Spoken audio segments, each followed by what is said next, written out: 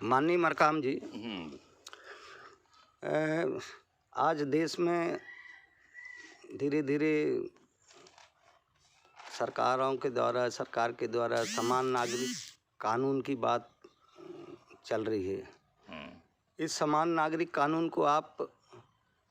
कैसे देखते हैं? इससे इस देश के जो हालात या इस देश में जो खासकर आदिवासियों के हालात पर क्या असर पड़ने वाला है, थोड़ी आप बताएं। देखिए, इस मामले में मेरा तो ये मानना है कि जब तक भारत देश में खासकर जो ये आदिवासी समुदाय है, जिसको अनुसूचित जनजाति के नाम से संविधान में उल्लेखित किया गया है, इनकी माली हालत में सुधार नहीं होगा, तब तक मेरे ख्याल से ये जो सामान्य नागरिकता अधिकार यहाँ थोपा जा रहा है, तो मैं ये मानता हूँ कि इस नागरिकता अधिकार से इस समाज को बहुत बड़ी क्षति हो सकती है। इसलिए कि ये समाज अभी बहुत पीछे है। भले शासन अथक प्रयास करके इनके नाम से अरबों खरबों के बजट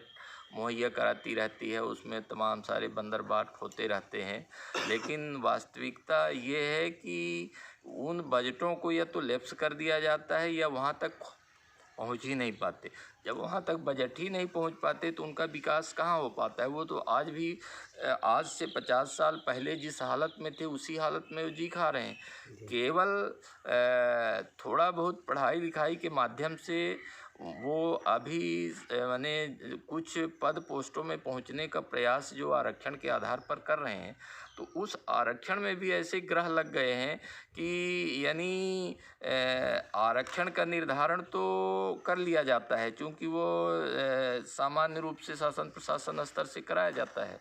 किंतु उसका जो कंप्लायंस है, उसमें जो भर्तियां हैं, उसकी प्रतिपूर्ति जो की जानी होती है, वो कहीं अभी तक नहीं हुआ है। मैं ये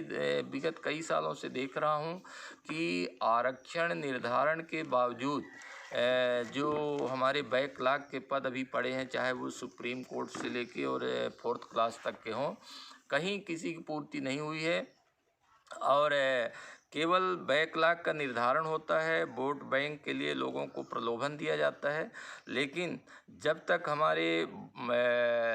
कोटे माने आरक्षित कोटे की पूर्ति नहीं की जाएगी और